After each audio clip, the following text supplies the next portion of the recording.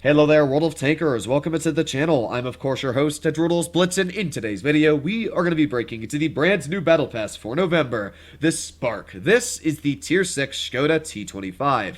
It is literally a knockoff in almost every single sense of the Skoda T25, except it earns credits. So, if you like your auto-loading, burst auto-loading vehicles at that, this is a really nice vehicle. Unfortunately for me, there's nothing to really differentiate it from the normal Skoda. I mean, sure, it's got a more accurate gun, and its DPM's a little bit better, but it's a lot slower, like 12% slower. That is a big drawback. I'd much rather have that acceleration that the Skoda has over just getting a 6% more accurate gun. Let me know what you guys think about that in the comments down below. And to be honest, I don't even think the tank looks that amazing. I mean, sure, it's got some colors that change when you drive it, but it's not really anything crazy for me. I mean, that's all Wargaming really did is reskin the tank, and oh boy, you have a new Battle Pass. And I'm not going to lie, and I'm not going to complain. Battle Passes are not meant for the tank. They're meant for the whole shebang. You're getting the rewards, just like the Halloween events. You're getting the rewards as well. You're getting the camouflages, which are free to equip on all of your vehicles, saving you credits. You're getting 50,000 free experience when you complete it. You're getting whatever it is, 3,000 gold from the gold vaults, and you're getting millions of credits, plus free XP boosters and certificates. It's definitely worth it for $5, especially if you use the promotional websites like Huawei or Amazon that usually make it like $2 or something. So it is usually a very good deal to get your hands on it. Just this year, or not this year, but this month, the Skoda doesn't really seem all that special to me. I always kind of wanted a special tank to come out of the Battle Pass. I mean, the Blitz 9000 I think was cool. It was sort of a Hellcat, but not really in any way. So because of that, I thought that tank was unique enough to be one of the most unique Battle Pass tanks we've ever had.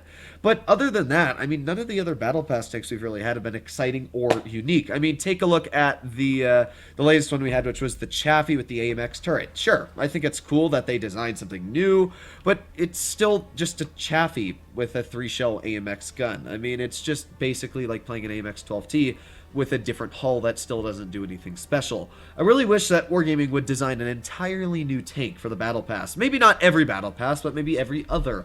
That way it would bring more people in, and it would actually have some excitement and enjoyability, should I say. Maybe we bring the T34-85M into one of the Battle Passes, or something unique. But that's just my personal opinion. What does the enemy team have? They got a Dicamax, KV-1S Football, VK3001D, they got a VK36 Leopard, Panzer 4G, and an S35CA. So I'm not super worried. I'm just going to push my tank into this bush over here, which I actually really like pushing my tank to, but we're going to get 2 shots actually onto that Panzer 4G. Now, armor-wise, this vehicle is exactly the same as the Skoda, which means it has none. I mean, it's 50 millimeters on the front, and yeah, that's all I really need to say. It's not going to be bouncing anything. Does this thing even have changing color animation? I thought it was supposed to change color, but well, I guess we'll find out as I continue to play it here. So there's a bunch of enemy tanks. We do got that Panzer though, so there's 1 shell in, there's 2 shells in, and there goes that guy for 430 hit points taken off. You can clearly see where having a burst gun feels very powerful. I mean, I really enjoy that.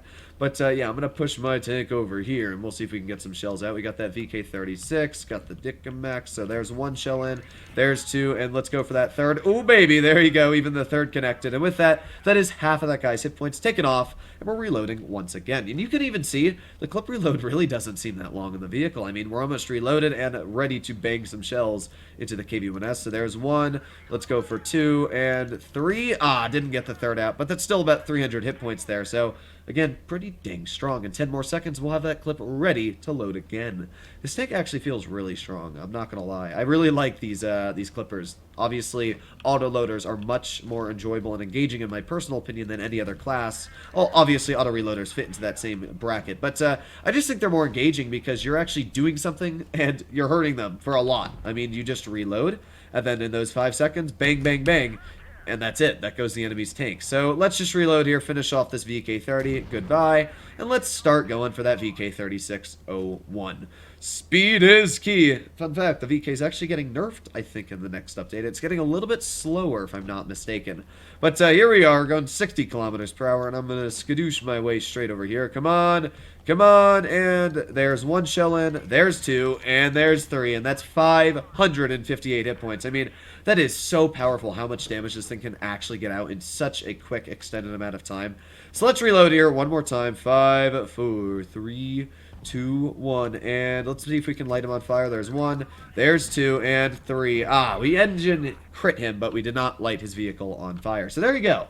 That's a pretty good game. 3,000 damage for a tier 6. I'm not going to complain. Obviously, it is tier 6, so it's much easier to do well. Wow, not even a mastery. Very surprised. But either way, very strong game for the Skoda here. We'll do one more in it just to see how it performs. But I'm actually not going to do a game in the Spark. Let's do a game in the Skoda and compare the playability of this tank to that tank. We'll see if there's actually some big differences here. But, yeah, I actually think that the tanks themselves are very fun, and that's why I'm not going to complain about this Battle Pass personally, is because you're basically getting a premium variant of what is an extremely fun vehicle. I've made, I think, 2 or even maybe 3 videos on the Skoda already talking about why it is probably my favorite tier 6 in the game, and it's just 1.5 second intro clip for a vehicle that dumps out 480 damage. I mean, that's really strong.